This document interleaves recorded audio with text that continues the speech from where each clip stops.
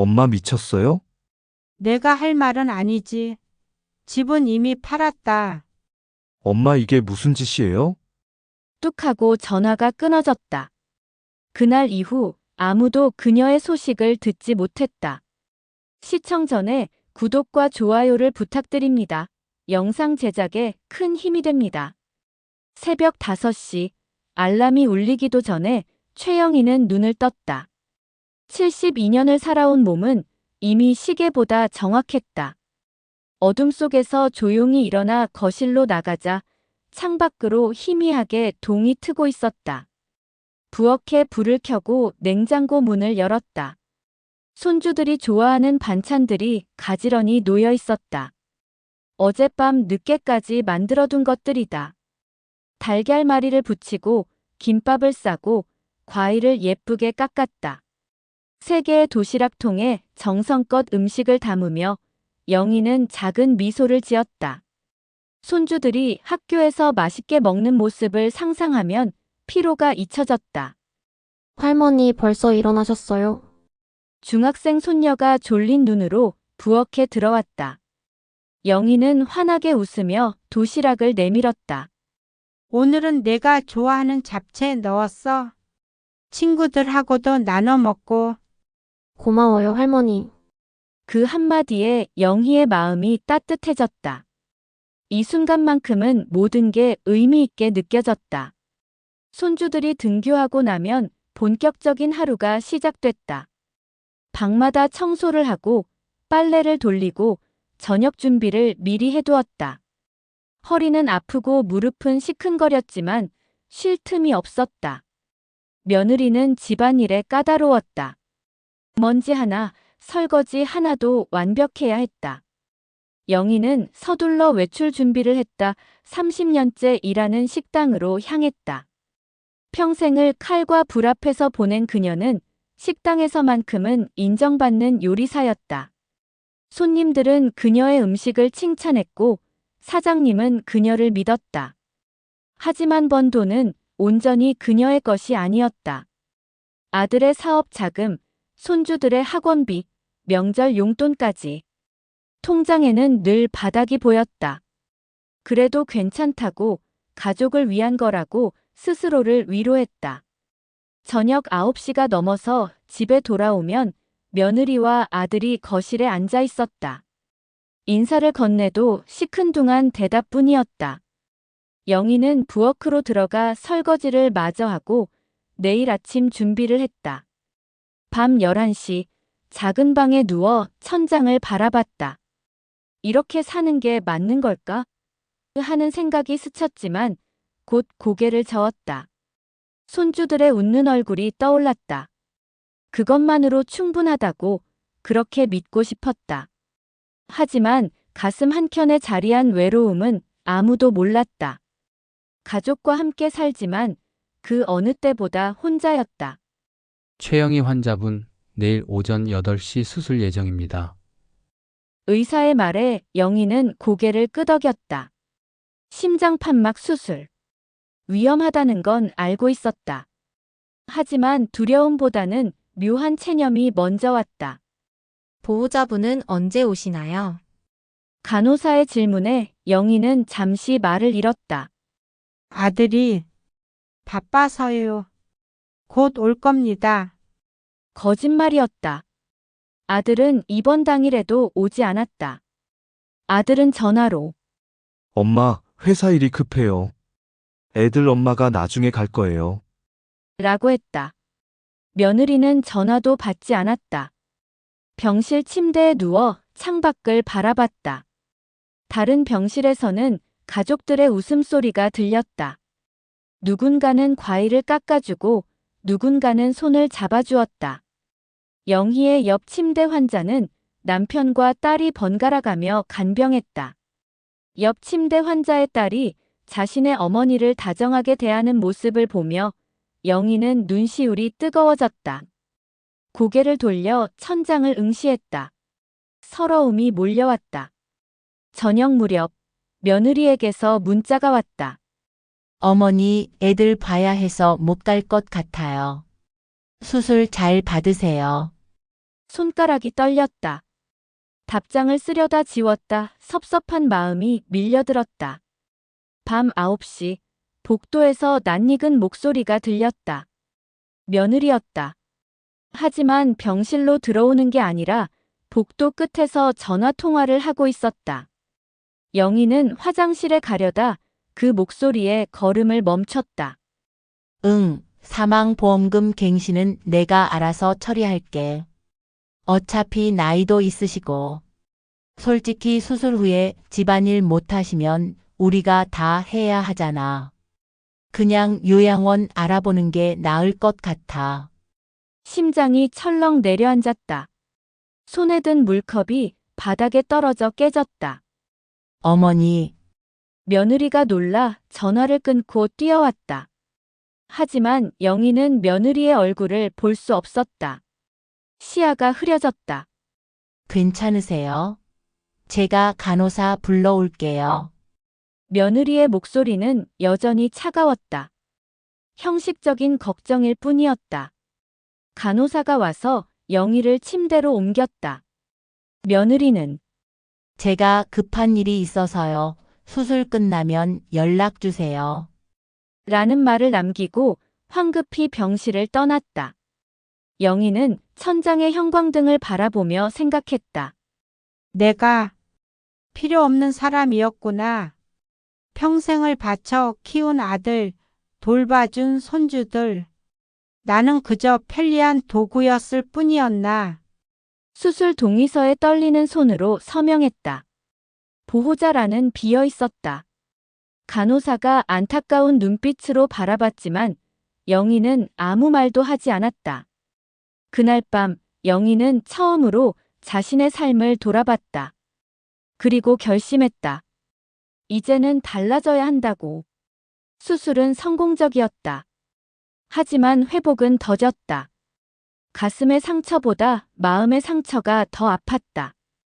퇴원 후 집으로 돌아온 영희는 거실 소파에 조심스럽게 앉았다.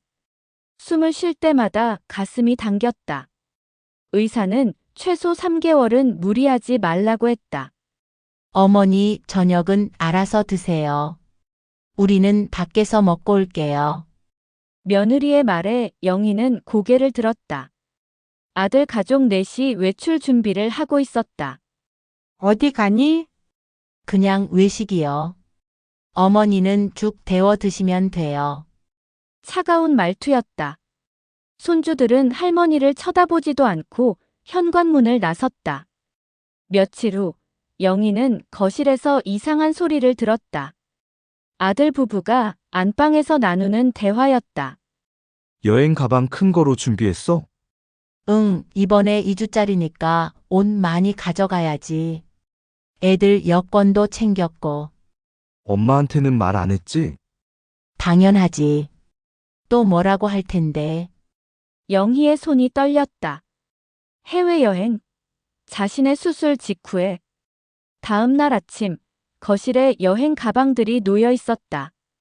아들이 커피를 마시며 휴대폰을 보고 있었다. 여행 가는 거니? 영희의 목소리에 아들이 고개를 들었다. 아, 엄마. 회사에서 포상 휴가 나왔어요. 애들 방학이기도 하고 언제 가는데? 내일 출발이에요. 2주 정도요. 나는 아직 회복 중인데. 엄마, 이미 다 예약했어요. 취소하면 손해잖아요. 혼자서도 잘하실 거예요. 며느리가 나오며 거들었다. 어머니, 이번 기회 놓치면 또 언제 갈지 모르잖아요. 이해해 주세요. 이해? 무엇을 이해하란 말인가? 평생을 이들을 위해 살았는데 단 2주도 곁에 있어줄 수 없다는 건가? 알았다. 잘 다녀와라. 영희는 그렇게 말하고 방으로 들어갔다. 눈물이 쏟아졌다. 다음 날 새벽 가족들은 떠들썩하게 짐을 챙겨 나갔다. 손주들조차 할머니 방문을 노크하지 않았다. 현관문이 닫히는 소리가 유난히 크게 들렸다. 영희는 창가에 서서 아들 가족이 택시에 타는 모습을 지켜봤다. 웃으며 출발하는 그들의 모습에는 미련도 걱정도 없어 보였다. 나는 가족이 아니었구나. 그 생각이 머릿속을 채웠다. 30년 동안 이 집에서 살았지만 그녀는 늘 바깥 사람이었다. 필요할 때만 불리는 존재. 편할 때만 함께하는 사람. 거실 테이블 위에 봉투 하나가 놓여 있었다. 열어보니 20만 원이 들어 있었고 메모지에 이렇게 적혀 있었다. 식비. 아껴 쓰세요. 영희는 그 메모지를 구겨 쓰레기통에 버렸다. 분노가 치밀었다. 괘씸했다. 돈으로 해결할 수 있는 게 아니었다. 텅 빈 집에서 홀로 남은 영희는 소파에 앉아 멍하니 벽을 바라봤다. 시계 초침 소리만 크게 들렸다. 그날 영희는 결심했다. 더 이상 이곳에 머물 수 없다고. 자신의 인생을 되찾아야 한다고. 서랍 깊숙이 넣어두었던 통장을 꺼냈다. 오래전 식당에서 번 돈으로 산 집의 등기부등본도 함께 있었다. 이것이 그녀가 가진 전부였다. 하지만 이제는 이것으로 새로운 시작을 할 수 있을 것 같았다. 아들 가족이 떠난 지 사흘째 되는 날, 영희는 부동산 중개소를 찾았다. 어르신, 어떻게 오셨어요? 집을 팔려고 합니다. 빨리요. 중개사는 놀란 표정으로 영희를 바라봤다. 금매로 내놓으시면 시세보다 낮아질 수 있는데. 괜찮습니다. 한 달 안에 처리하고 싶어요. 등기부등본을 내밀며 말하는 영희의 목소리는 단호했다. 25년 전 식당에서 악착같이 모은 돈으로 산 그 집. 아들 이름으로 바꾸지 않은 게 천만다행이었다. 일주일 만에 매수자가 나타났다. 시세보다 조금 낮았지만 영희는 흔쾌히 동의했다. 중개사가 계약서를 준비하는 동안 그녀는 조용히 창밖을 바라봤다. 이제 정말 끝이구나. 그날 밤 영희는 오랜 친구 정숙에게 전화했다. 수가, 나 순천으로 내려갈까 해. 뭐? 갑자기 왜? 여기서는 더 이상 못 살겠어. 목소리가 떨렸다. 정숙은 한참을 침묵하다 말했다. 알았어. 내가 순천에 아는 부동산 사장님한테 연락해 볼게. 혼자 살기 좋은 작은 집 알아봐 줄게. 고마워, 수가. 전화를 끊고 영희는 한참을 울었다. 슬픔과 해방감이 뒤섞인 눈물이었다. 이틀 후 정숙에게서 사진이 왔다. 순천 시내에서 조금 떨어진 조용한 마을의 단층 집이었다. 작은 마당에 감나무가 한 그루 서 있었다. 마당에서 텃밭도 가꿀 수 있대. 집값도 내 예산에 딱 맞아. 영희는 사진을 보며 미소 지었다. 처음으로 자신만을 위한 공간이 생기는 것 같았다. 계약금을 보내고 영희는 본격적으로 이사 준비를 시작했다. 아들 가족이 돌아오기 전에 모든 것을 끝내야 했다. 새벽 영희는 집안 곳곳을 돌아다니며 짐을 정리했다. 30년간 살았던 이 집의 구석구석에는 그녀의 흔적이 배어 있었다. 손주들이 어렸을 때 함께 찍은 사진, 명절 때마다 차렸던 상차림의 기억, 밤늦게까지 다림질하던 거실. 서랍 속 낡은 앨범을 펼쳤다. 젊은 시절의 사진들. 아들이 태어났을 때, 첫돌 때, 입학식 때. 모든 순간에 그녀가 있었다. 뭘 잘못한 걸까? 사진을 쓰다듬으며 중얼거렸다. 하지만 대답은 없었다. 앨범을 조용히 닫고 박스에 넣었다. 손주들 방에 들어갔다. 책상 위에는 그녀가 깎아준 과일을 담았던 접시가 놓여 있었다. 옷장에는 그녀가 손수 빨아개어 놓은 옷들이 가지런했다. 잘 살 거라. 할머니 없어도. 가슴이 먹먹했지만 발걸음을 돌렸다. 짐은 많지 않았다.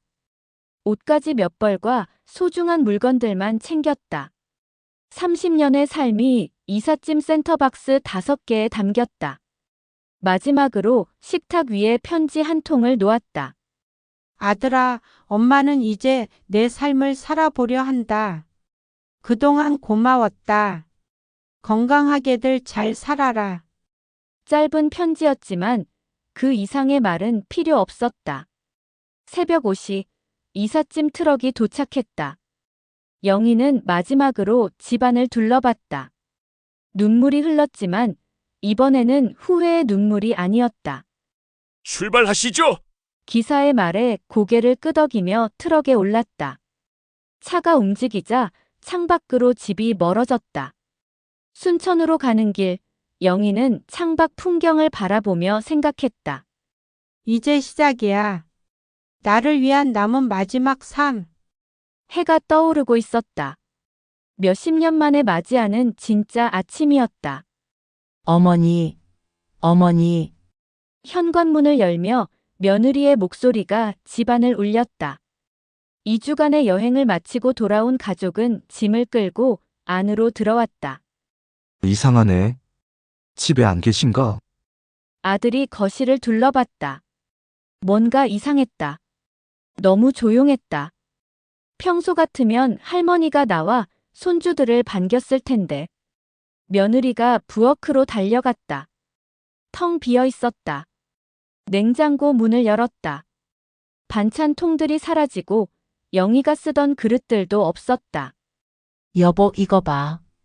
식탁 위에 놓인 편지를 발견한 며느리가 소리쳤다. 아들이 다가가 편지를 집어들었다. 편지를 읽는 아들의 얼굴이 굳어졌다. 설마 가출하신 건 아니겠지? 방문을 열어봤다. 영희의 방은 비어 있었다.